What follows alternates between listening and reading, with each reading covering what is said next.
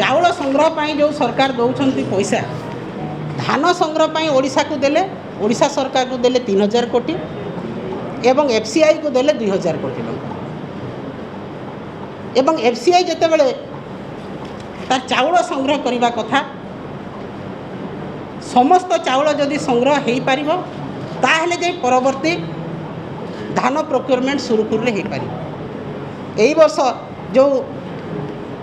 77,33,000 metric ton आम धान procure कला तार चाउल परसेंट हूँ 52.35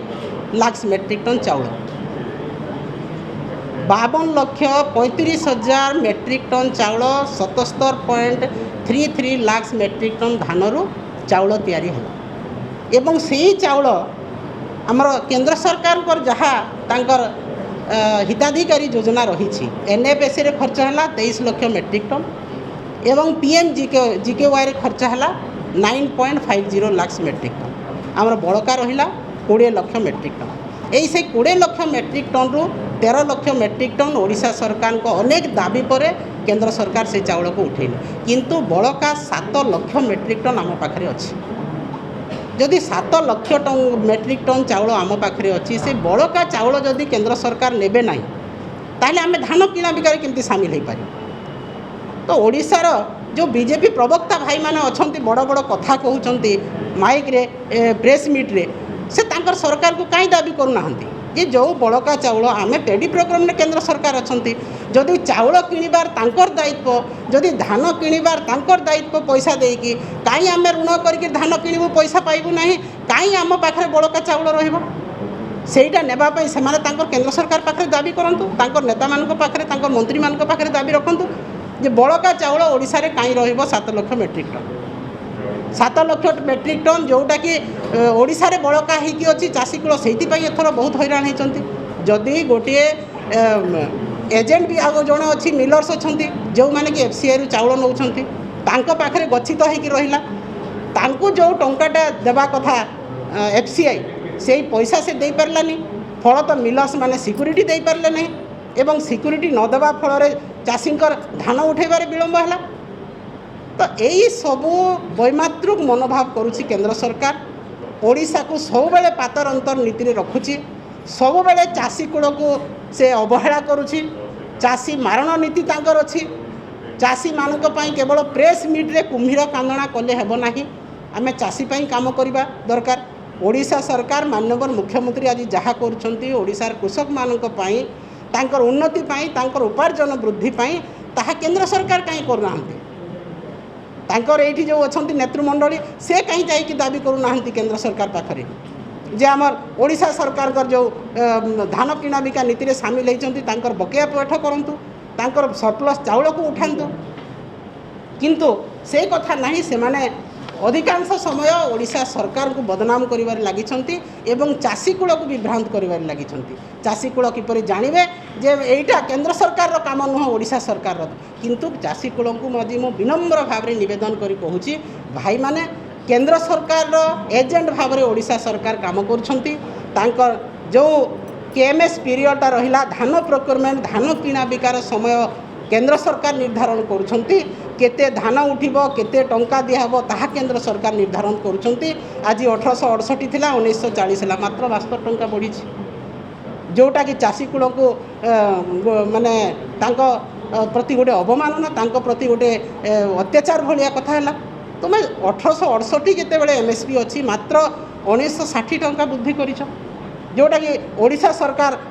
विधानसभा से रिजोल्यूशन पास कर सर्वसम्मति क्रमे जे आम 2930 टंका करा किंतु माननीय प्रधानमंत्री महोदय आमको समय देलेनी देखा करने समय देलेनी एवं ओडिशा रे जो नेता माने थिले बीजेपी भाई माने से माने भी सेटा जाइए प्रधानमंत्री को कहूना मंत्री मान को कहूना खाली कुम्भीर कांदना चाषी मानक पाखरे अजथा कथा कही विभ्रांत करुछंती अजुक्तिकर कथा कही विभ्रांत करुछंती लोक ओडिशार बासिंदा ओडिशार चाषी भाई एक कथा जानतु जे कौ प्रकार काम ओडिशा सरकार करुची एवं कौन अविचार केंद्र सरकार करुची। तो आज आम निश्चित भाव में तांको पाखरे गोटे रखिबो जो आमर दाबी रहिबो जे 6570 कोटी बकेया से पैठ करंतु। चाउल जो सरप्लस चाउल रहिला 7000 क्विंटाल ताकू से लिफ्टिंग करंतु। तापरे जो लिफ्टिंग ऑफ खरीफ पेडी 30 जून रु सेप्टेम्बर जून पर्यंत करिया पई जो आमे दाबी रखिछु सेटा पूरण करंतु। कारण गोटे मास मात्र बढ़ई 30 जून रु 30 जुलाई करछंती ताकू आमे सेप्टेम्बर 2021 पर्यंत बढ़िया पई कहूछु। नहेले कौन सी प्रकार चाषीकूल उपकृत हेबे नहीं। तापरे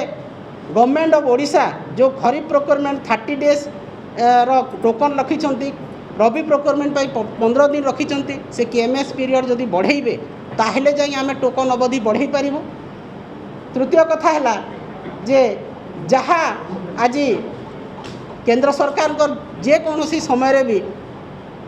सब बेले ओडिशा प्रति अविचार करिछंती। आपण चाषी मान कथा कह जाऊ, धान प्रोक्योरमेंट कथा कह जाऊ, एमएसपी कथा कह जाऊ, सरकार को बकेया पैठ करिवार कथा हो, एफसीआई चाउल उठेबा कथा हो, प्रत्येक समय रे ओडिशा को अविचार करा होची। तेणु आमे अनेक जुक्ति कर आमे अनेक दाबी कर सारिलुनी, अनेक लेखा गलानी, चिठी पत्र विनिमय करा गलानी, किंतु केंद्र सरकार शुणु नाहंती। मु निश्चित भाव रे आज यही दाबी रखी विजु जनता दल तरफ